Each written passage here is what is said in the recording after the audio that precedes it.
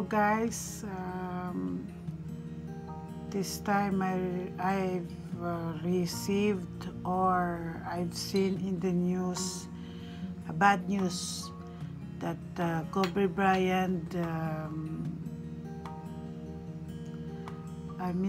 Kobe Bryant has died in helicopter crash today, Sunday morning, at the age of 41 years old, which is I'm 44.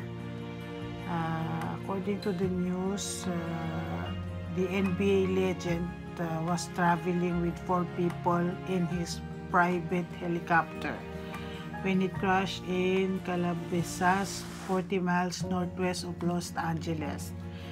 I heard rumors that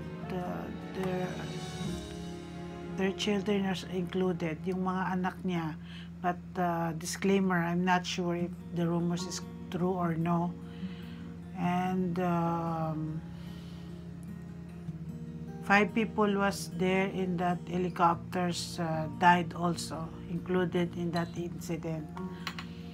If you don't know, guys, I am a huge fans of Kobe Bryant.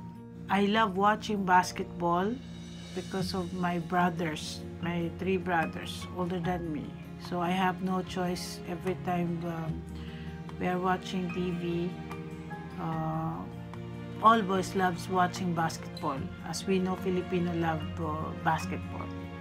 So Kobe Bryant is really a big loss in NBA, especially the team Lakers. So condolence to the family.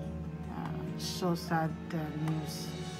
You will realize the life is too short talaga. Anytime you can, you don't know when, where, mamamatay tayo. So,